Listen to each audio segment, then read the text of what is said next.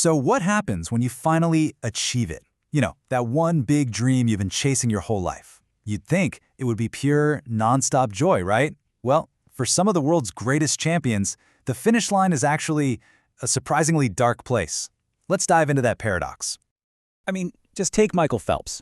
This guy becomes the most decorated Olympian of all time, the absolute pinnacle of his sport. And what's his reward?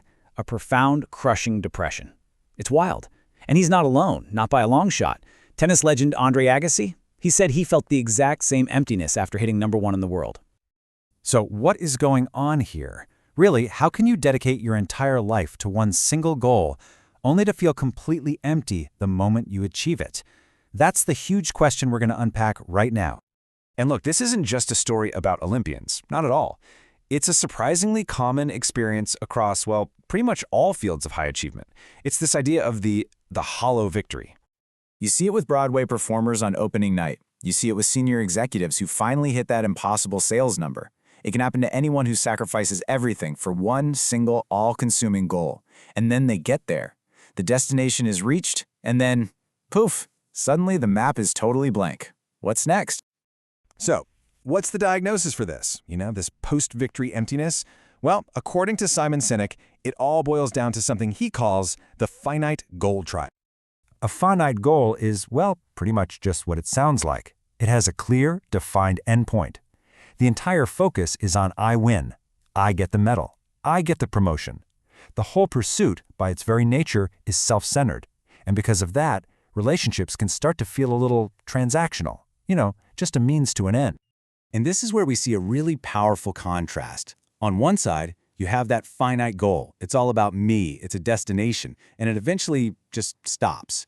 But on the other side, you have an infinite purpose. This is all about service. It's a we-win mentality. It's not a destination. It's a journey, a continuous one, built on real, fulfilling relationships. It's something that can live on long after you're gone. And hey, let's be honest, we all fall into this trap sometimes. And we're really good at rationalizing it, right? We tell ourselves, oh, it's just what you've got to do to get ahead, or it's what my boss wants, or I don't have a choice, it's the system. These are the little stories we tell ourselves to justify a chase that's, when you get right down to it, all about me. Okay, so if the finite goal is a trap, then what's the escape route? How do you get out? Well, it requires a pretty big shift in focus, away from just winning and towards something much, much deeper. And here's the crucial shift, the big idea. True, lasting fulfillment, it's not about what we get, it's about what we give. We are literally wired for this as social animals. Just think about that incredible feeling you get from helping a friend, or the sacrifices a parent makes for a child. Those things feel so meaningful because they're for someone else. Now, let's be super clear about something. This is not about abandoning ambition, not at all. Setting goals, personal achievement, that stuff is great, it's awesome. But for those achievements to be truly, deeply meaningful, they just need to serve a purpose that's bigger than ourselves. Okay, this all sounds great in theory, right? But how do you actually do it? How do you put it into practice? Well, it all starts with a skill that most of us think we have, but almost all of us desperately need to practice. And that skill is awareness. So Simon Sinek tells this great personal story. He was dating someone, and she accused him of being a bad listener. And his first reaction? Totally defensive. Come on, listening is literally what he does for a living, right? So he actually goes and takes a listening class, and he has this shocking revelation.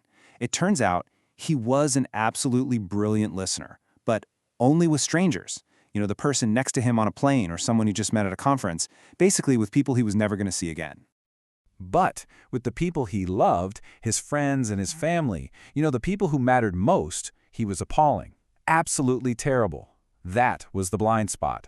See, he had the skill, but he was failing to apply it where it really truly counted. And just recognizing that gap, having that awareness, that was the first giant step toward changing. So one really powerful tool for building this awareness is meditation. But don't think of it as some big spiritual quest. Think of it more like a workout for your brain. It's super simple. You just practice focusing on one thing, like your breath. And then you notice when a thought distracts you. And then you just let it go and bring your focus back. That's it. It's a simple but incredibly powerful exercise in learning to control your own attention. But here's the big twist. While there are for sure huge personal benefits to doing this, the real purpose of this practice, its highest, most infinite purpose, well, it isn't actually for you. And that brings us to the final and most crucial idea of all. The skills that you build for yourself, they find their truest, deepest meaning only when they are used in service of other people. So that meditation practice we just talked about, that ability to focus and let go of your own distracting thoughts, that isn't just about finding your own inner peace.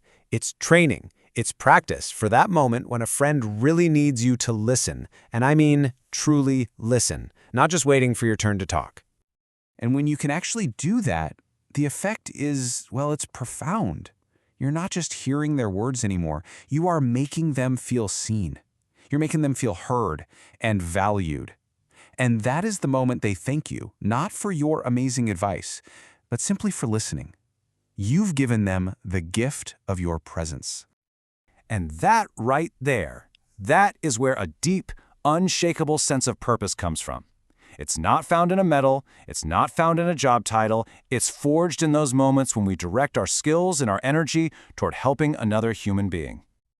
So think about it. All that hard work you put into yourself, learning to communicate better, practicing mindfulness, even just staying physically fit, it all finds a higher purpose. It makes you a better friend, a better partner, a better leader. Your strength, in whatever form it takes, becomes a gift you can give to others. So the ultimate question for you isn't just, what am I going to achieve? It's, how will I use what I achieve? How are you going to turn every success, every skill, and every ounce of your strength into a way to lift up the people around you? Because that is how you play the infinite game.